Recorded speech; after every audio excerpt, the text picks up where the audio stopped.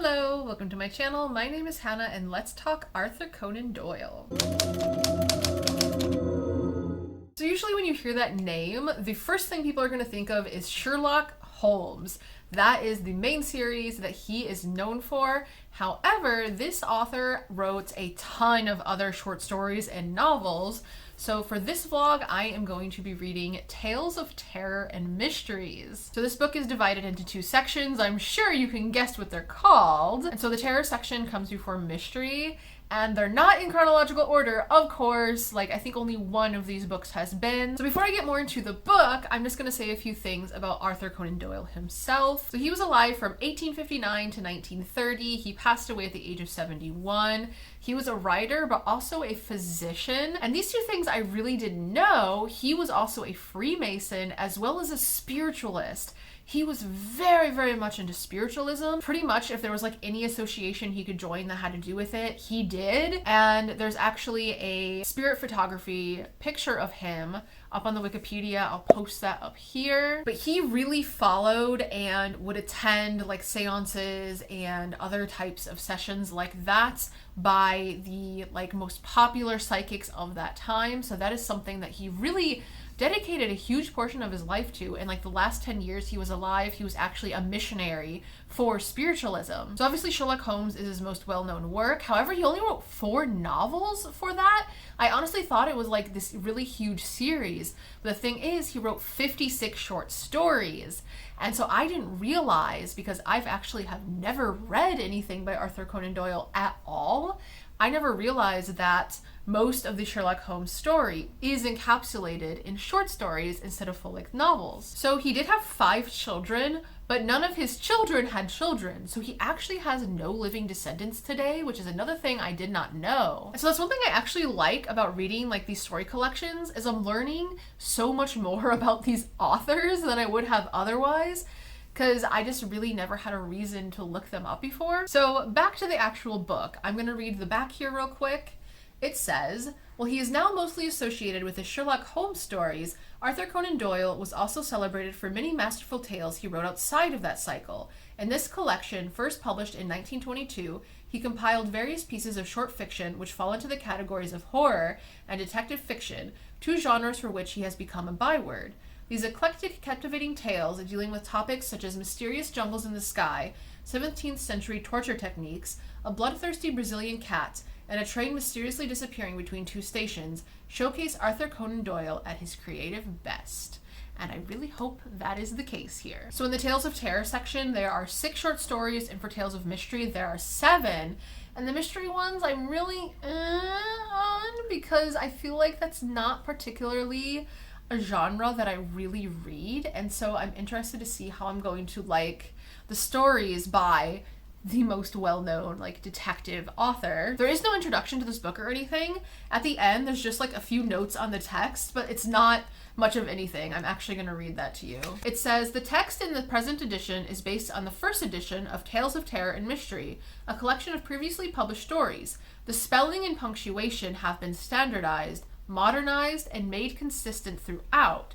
So I wish I knew more about what they exactly changed in this compared to the original. That's always something I find interesting in old collections like this, where they try to make it more easily understandable for today. So like I had said on the back here, the original collection was published in 1922, but this specific edition is from 2015, I believe. Trying to find the dates for these stories was really annoying for some of them. Like, I had to do quite a lot of digging. It seems like most of these, if not all, were published in Strand magazine, which is a monthly British magazine that ran from 1891 to 1950. And it was also published in the US from 1891 until 1916, except for sometimes the US version would have like different stories in it compared to the UK version.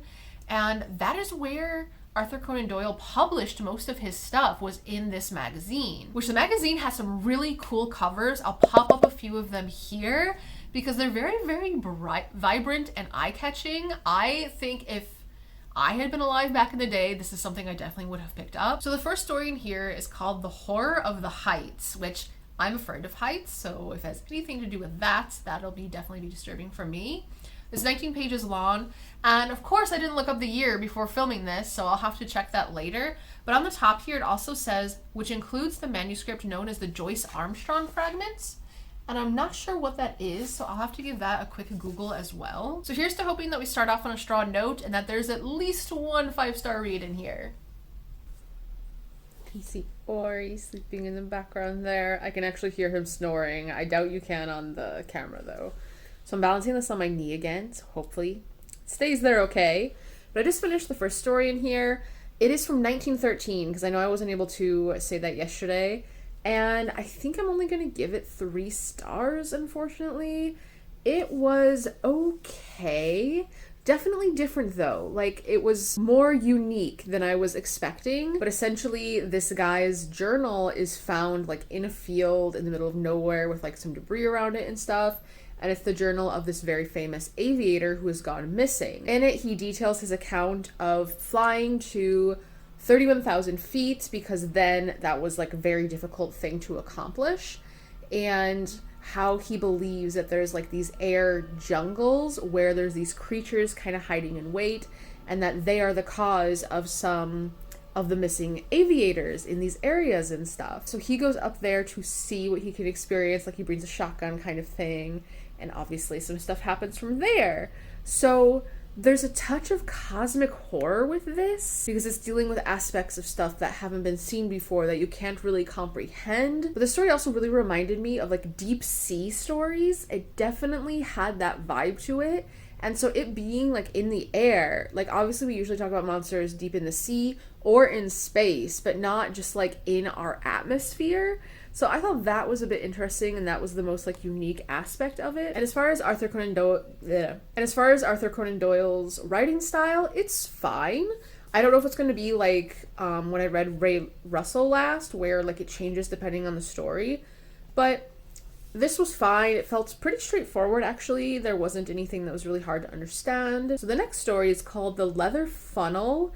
It is from 1909. Is that what it was? Or 1903. Gosh, I literally just looked. Like, why can't I remember? And I already see Paris. I see Arc de Triomphe. I see other things I recognize. So I'm gonna have another story that might have some familiar places in here. And this one is 15 pages long.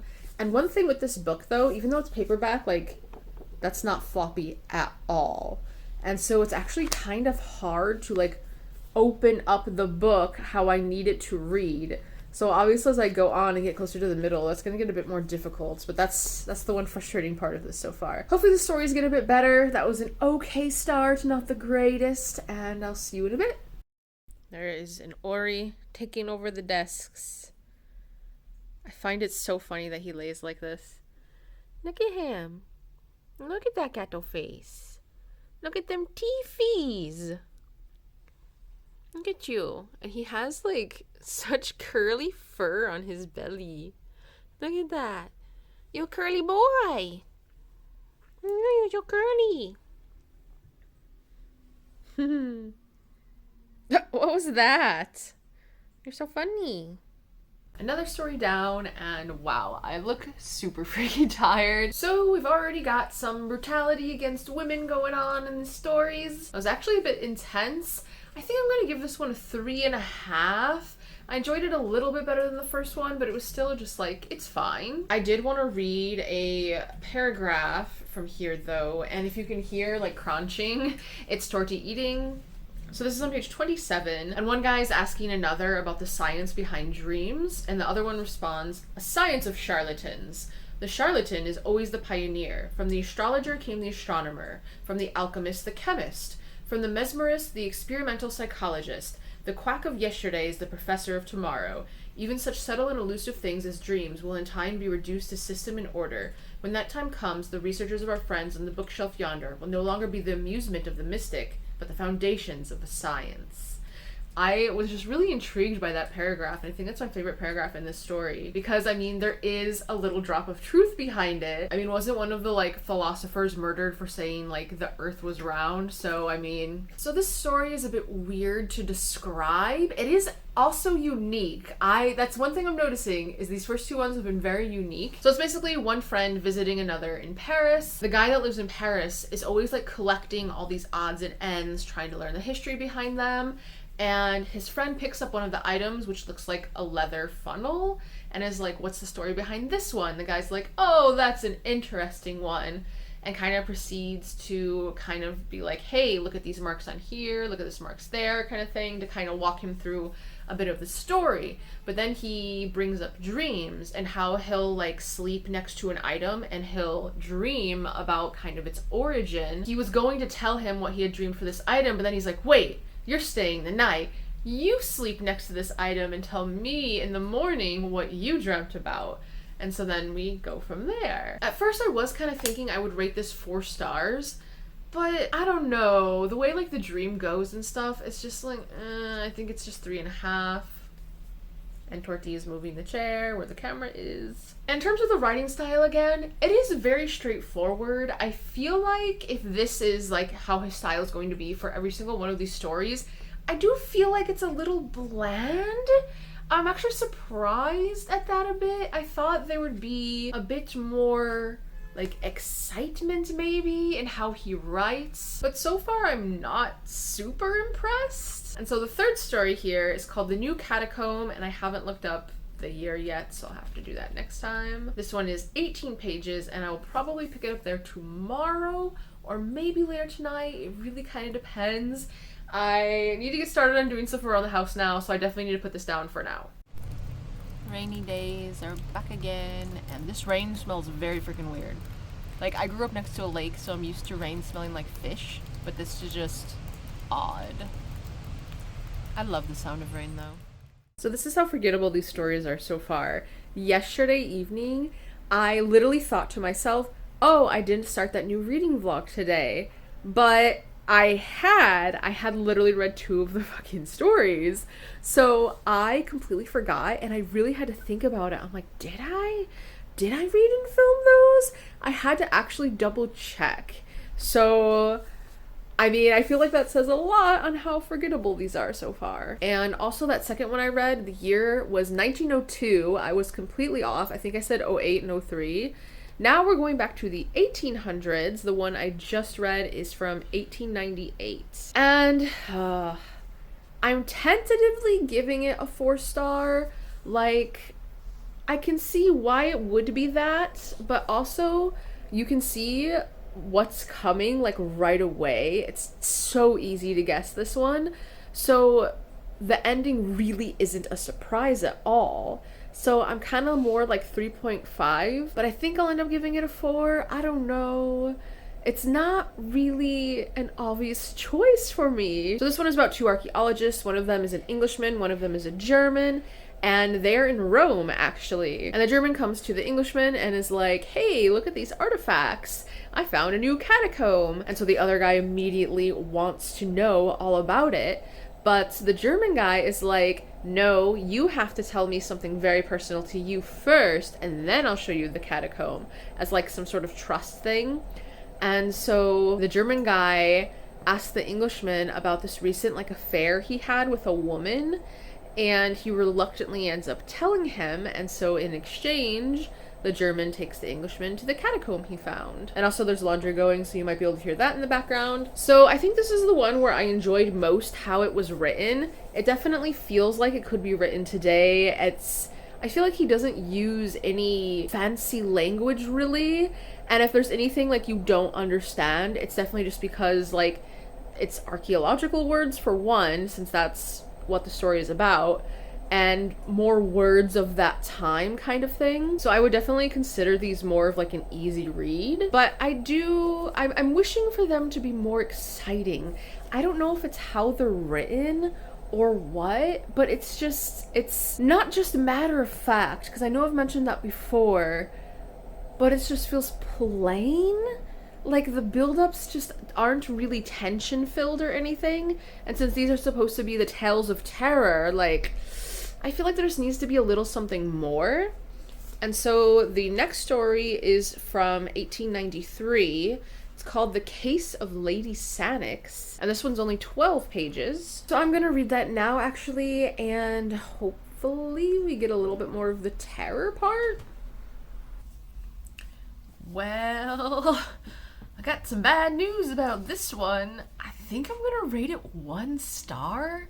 Like, usually if there's been stories where it's just like, not that interesting, I've just been like 2 star, whatever. But I think I actively dislike this one. I really cannot think of anything about it that I enjoyed at all.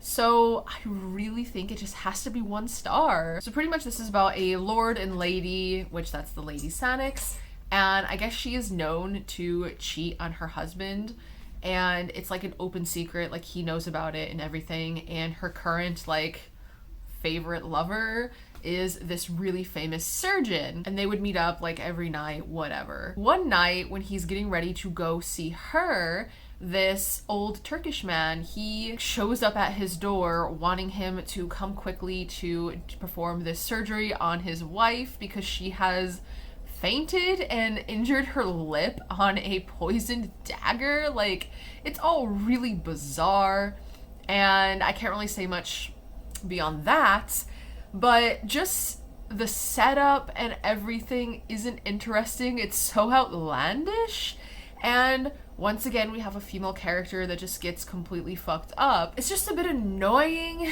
because in a lot of these books, female characters have either been completely absent or have just been like servants or just barely mentioned characters, where in here, so far, every time a woman has been mentioned, she has literally been tortured. So it's like, okay, can we actually have like some positive representation in here? That'd be a bit nice. So from beginning to end, I really wasn't enjoying anything this story was saying at all. I feel like the title is also just a bit meh, and the whole reveal and everything just felt stupid.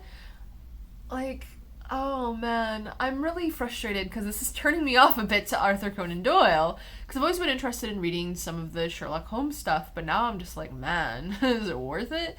And now I'm a bit scared. I'm hoping the next few stories are better because I don't want to DNF this like I did Henry James. Like, it feels like it shouldn't be going this way. Like, these aren't tales of terror. Like, give me the interesting stories. So the next one, I looked up the year it was written, but I've already forgotten, so I'll have to come back with that. But it's called The Terror of Blue John Gap, and I don't know what that is, but honestly, I'm thinking he doesn't really understand what the word terror means at this point, so I'm not gonna get my hopes up there. But this one is 20 pages, so it's a little bit longer, and that means there's only 2 stories left in the Tales of Terror section here, and I've been hearing good things about the last one, The Brazilian Cat, so I'm hoping that one will make this worth it, but oh man, this is going on a really bad trajectory now. And the rain is still going on outside. It has just been constant rain. It's supposed to be constant rain for the next week, so it feels more like January than October here right now. But I've read another story, and this was a few hours ago, so I need to try to remember because that's how forgettable everything in here is. And also, this one was from 1910. I looked it up, and I think I'm gonna give it 3 stars, and I actually put a tab because there's a paragraph I want to read from it, and I didn't want to forget because I always fucking forget if I don't mark it somehow. It says, "The 2 Miss Allertons are charmingly quaint and kind, 2 dear little hardworking old maids who are ready to lavish all the heart which might have gone out to husband and to children upon an invalid stranger. Truly, the old maid is a most useful person, one of the reserve forces of the community. They talk of the superfluous woman, but what would the poor superfluous man do without her kindly presence?" So, once again, yet more talk of women just being like weirdly subservient and taking care of men. And it's interesting because I just read a post on Reddit yesterday about this woman who was just fed up of having to be essentially a mother to her husband. And yeah, things haven't changed much, it seems. So reading the title of this one, The Terror of Blue John Gap, I thought Blue John Gap applied to a person, but it's not. It's actually a mine.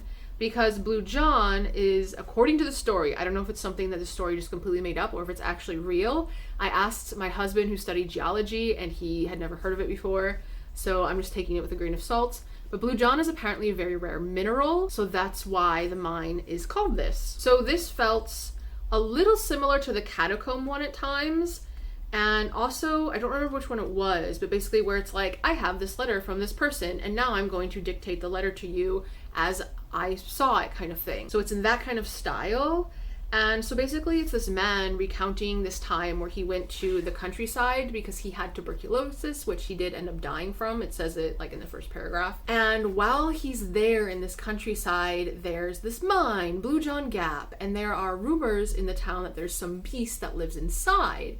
And so he just kind of goes there to explore a little bit, and he notices like big footprints. He ends up with his candle snuffed out and the matches are wet, so he can't like relight it right away. So he's just kind of like huddling there, and some creature walks by him kind of thing. And sheep are going missing on really dark nights, things like that. And so he's determined to take care of the monster once and for all. I'm only giving it 3 stars because there's barely any tension, the creature's barely there, it's really rambly, and I'm just not really feeling these very much. Like, all of these are like the terror of, and I'm just like, what terror? There's nothing happening. Like, the creature was stealing sheep. It wasn't like murdering bodies and leaving them out where people were finding kind of thing.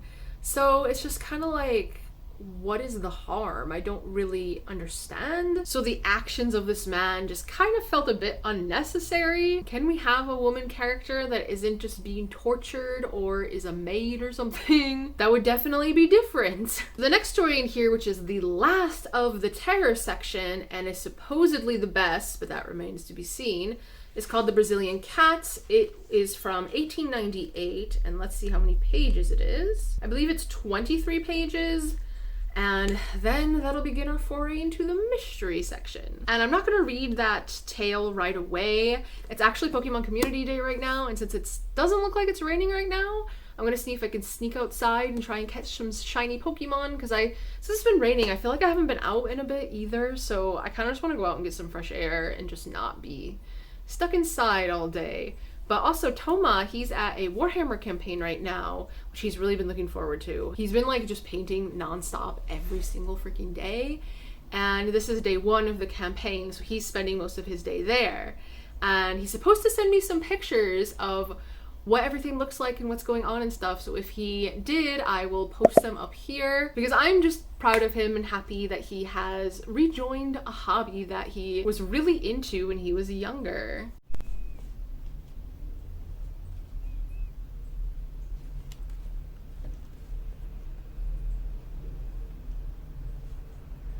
This is what happens when catnip was placed on top of my dice bag.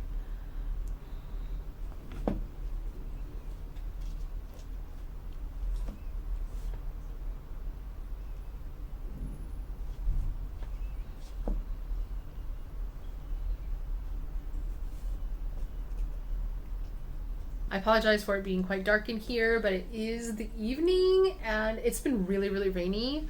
So it's dark outside as well, so I can't really do much about it.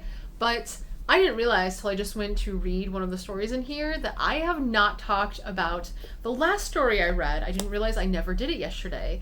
So The Brazilian Cats, I am giving it 3.5 stars, I think, in the end. I don't know why people say this is like the best one out of the Tales of Terror. I don't really think it's any better than like the Catacomb one or anything, but this is another one where you can kind of see where it's going to go a bit, but maybe not fully.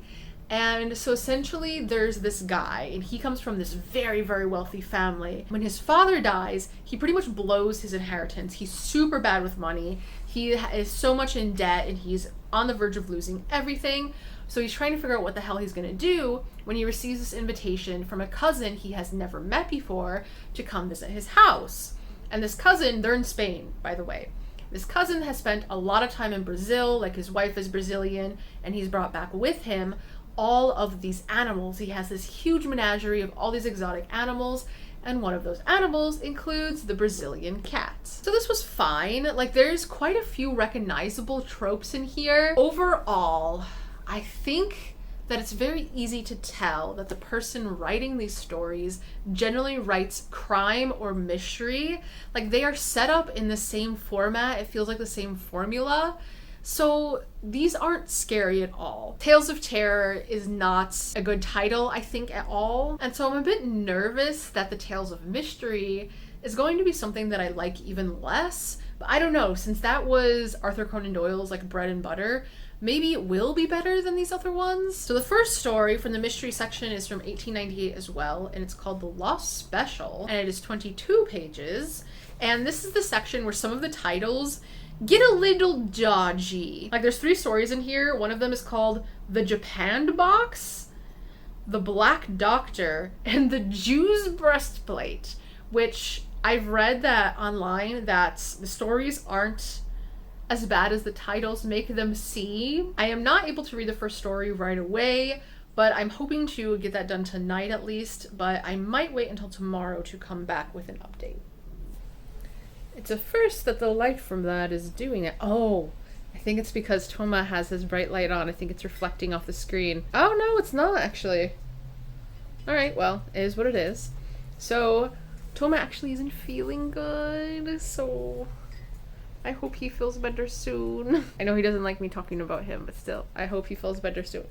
He's shaking his head yes over there. So, I actually read this last night, and I definitely have a feel for Arthur Conan Doyle's writing now, and kind of his setup as well. He definitely likes to have a letter that sort of reveals all or tells the story kind of thing. Like, out of 7 stories, 3 of them have this aspect to them. For the mystery part, to me, it really doesn't work, because it just builds up kind of this, oh my god, what happened? No one knows. It seemed to just like disappear. And then we have a fucking confession letter telling everything that happens. And it's just like, well, what's the point of that? So the story is basically about this guy. He like knows some shit on all these French politicians. And so he needs to like get to Paris really fast with some documents and stuff, because he's like a key witness in like these trials and stuff. And obviously they don't want him to get there.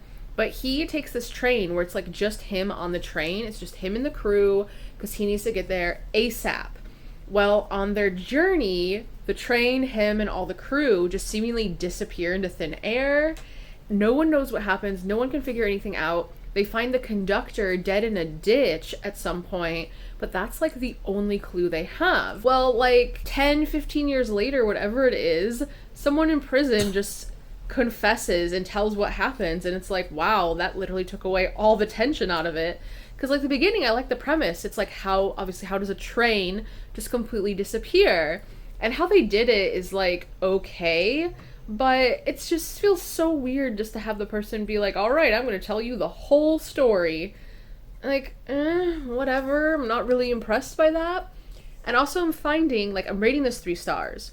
And almost all of these have been 3 stars or in that range.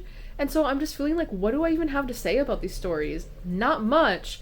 Because if everything is just average or mediocre or whatever, that doesn't really give me much to say about the story. There's nothing I can gush about. There's nothing I can really critique. It's just is what it is kind of thing. So it just kind of feels weird to just have not much of an opinion on any of these stories. And everything just feels kind of just bland and the same. Like, I feel like I'm reading the same story over and over.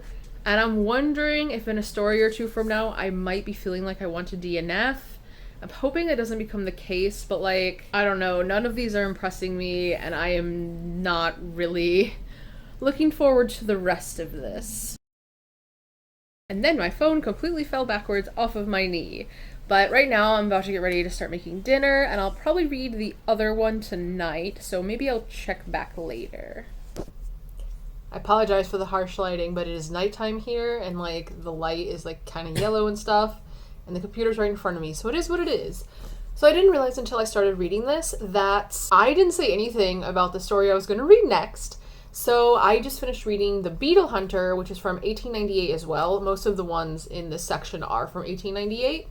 And it was 20 pages, and it's also getting 3 stars. It was It was one of those where when I turned the page and like that was it, that was all that was left, I was just like, are you fucking kidding me? That's how it ends? And like not in a good way. It was just like that's it, really. So this one is about this medical student who is really into zoology and specifically insects, which even more specific than that, beetles. And one day he sees an ad in the newspaper asking for someone who's like strong, has like good conviction, isn't nervous easily, things like that, and also likes beetles. And so he answers that right away because he's like, this was written for me.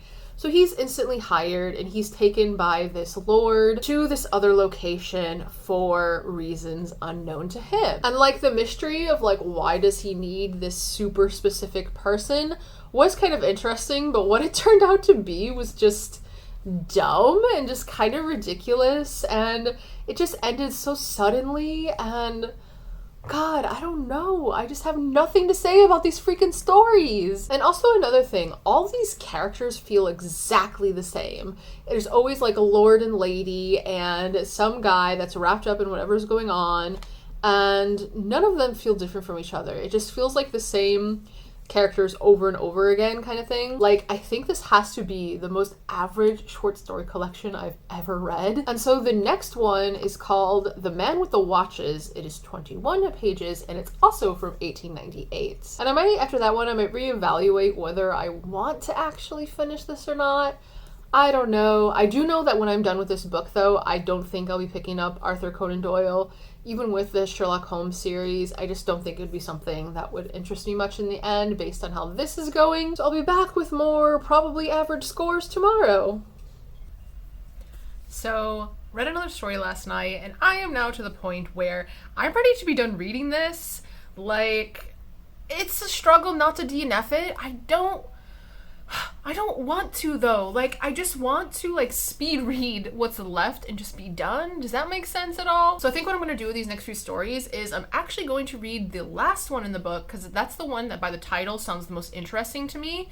And it's also the one that is written the latest. It's 1921, and it's called The Nightmare Room. Yeah, The Nightmare Room. So I think I'm going to, like, kind of jump around with the last 4 stories, I think it is, that are left. And I'm gonna read like 2 and then check in kind of thing, because there isn't much to say about these, really. So the one that I just finished last night, we actually sunk even lower. I am only giving it a 2-star. The premise wasn't interesting and the payoff wasn't interesting, and yet again we are using a letter to reveal all. So basically this starts off at a train station. A train is just about to leave the station when this couple run up. It's an older man and a younger woman. They are in first class. The guy opens the door for them to get on, but it's the smoking section, and there's just an old guy in there smoking a cigar, and they're like, oh, we don't want the smoking section. And so he just takes them to the other first class cart, which is empty.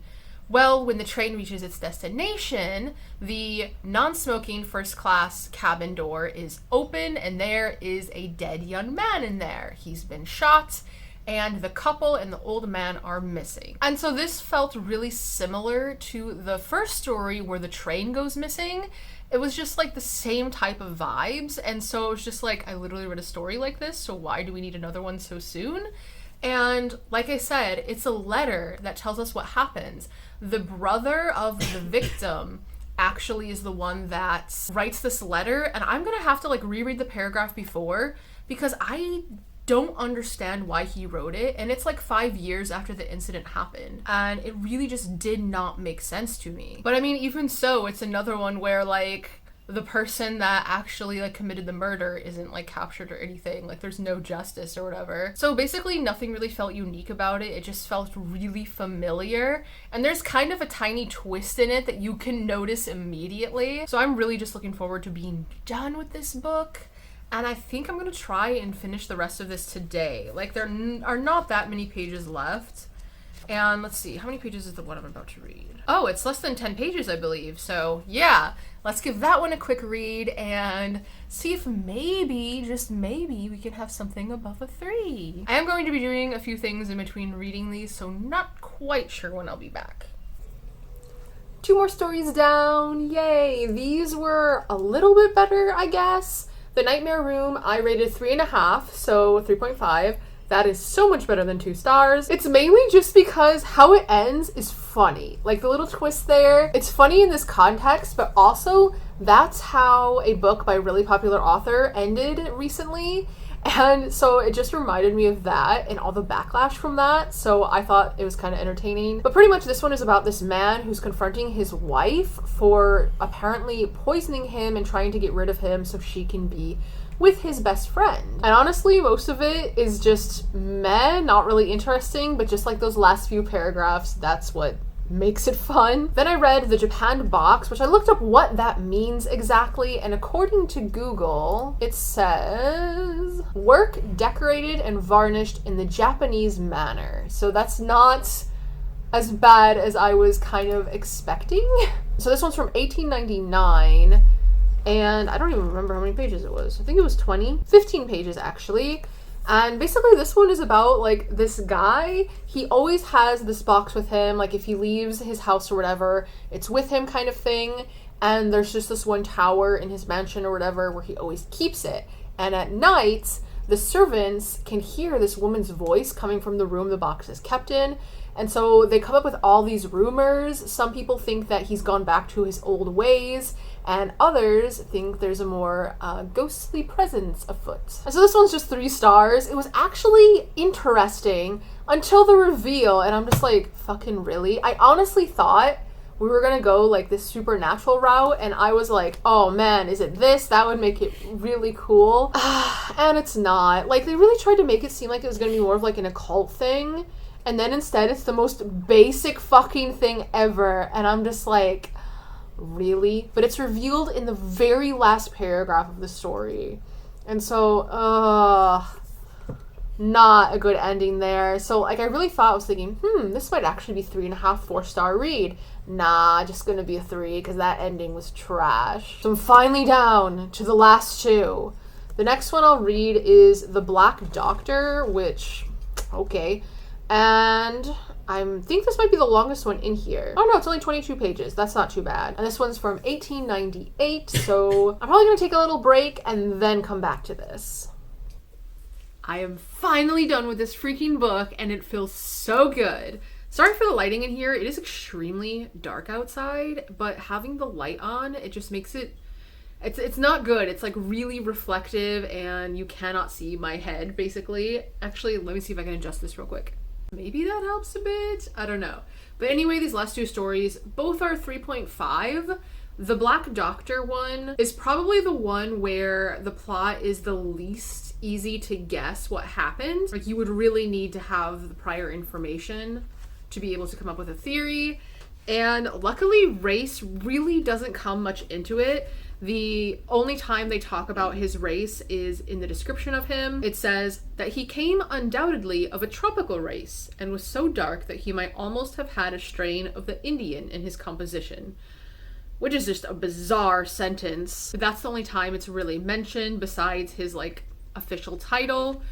And so this one is pretty much the doctor is murdered, like he's found murdered in his own house. And he had recently broken his engagement with his fiance. And so the suspect is immediately the fiance's brother, who had said shit about coming at him and stuff. And so he is arrested and put on trial.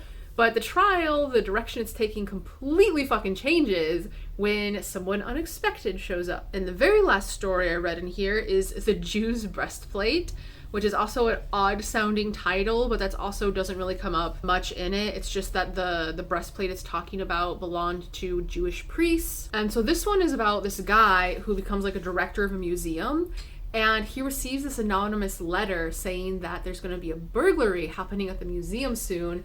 And so it warns him to like step up his security since they only have 1 night guard. And this one was definitely a 4-star at first. Like, the whole mystery of like, who the fuck is doing this? What is going on? Are like, what is their end goal? Because they weren't like stealing the gems, even though the settings had been obviously tampered with. It was just like the whole confusing situation. And that was actually quite interesting. But then the way it ended was just And the reason I didn't like it is because once again, the female character was shown to be very stupid and just react in the most dumb manner.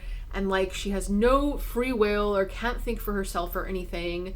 And so that brings me into my final thoughts. After reading all of these collections, I'm a little bit sick of all the women characters just being completely dumb and just at the whims of the men. And I think especially after reading the Les Miserables thing today, where it was talking about how women are uneducated, don't think, and are not allowed to read and stuff, I feel like it's kind of a sensitive topic for me right now at the moment. So just the fact that in every single instance where there's a woman, you know something stupid is gonna happen, it's just like, again, really? And one thing with how this book is formatted, there are asterisks in every single story, but those only correspond with this notes page at the back. So like instead of doing footnotes, which are easy and nice because they're right there on the same page, you would have to be constantly flipping back and forth between that in these back pages. And so I never used that. For the notes, I didn't fucking use it. If I didn't understand what they were talking about, I didn't care. I just moved on because footnotes are so much more convenient. Like, I read House of Leaves. Give me a fucking footnote. Like, that's fine. But overall, I'm not impressed with the way Arthur Conan Doyle writes. To me, this is all just completely average, just the most average of the average in terms of everything. There were several stories in here that felt like repeats of each other, like they all felt inspired by one another, and so I was kind of surprised they were included because it seems like they would want each story to be more of a unique snapshot of his writing. And also he is in love with the here's a letter that explains the entire fucking story kind of thing. And that just felt so overused. Like, oh my god, stop. Like, I wish they had picked less of those kinds of stories as well. And so for the averages, for the Tales of Terror, the ratings averaged out to a 2.92. And for the Tales of Mystery, they averaged out to a 3.1. And so altogether, the average of this book, unsurprisingly, is a 3. Like, it is exactly what I thought it was going to be. Nothing in this was rated higher than 3.5. There were some instances where I was like, oh, I think this is going to be a 4-star, but then something would happen and it's like, and it's not. And just how most of these ended, I wasn't really a fan of. They felt very, very abrupt, which I know in short stories that tends to be the case, but it's not even like, here's the reveal and it's over. It's like, here's the reveal and it's very unsatisfying, and now you have to think about how unsatisfying it is. So am I going to check out any other works by him or the Sherlock Holmes series? And I think the answer to that is no. I feel like by reading this, I have a taste of his writing style to where I know the Sherlock Holmes series is probably something I wouldn't enjoy. However, I was surprised that the Tales of Mystery in here delivered more than the Tales of Terror. I definitely don't think the horror genre is definitely something that he excelled at. And honestly, some of the mystery tales were more horror-based than the terror tales themselves. So this felt like an oddly put together book in the end. So thank you for hanging out with me through that average ride. It is always appreciated. And until next time, bonne journée and au revoir.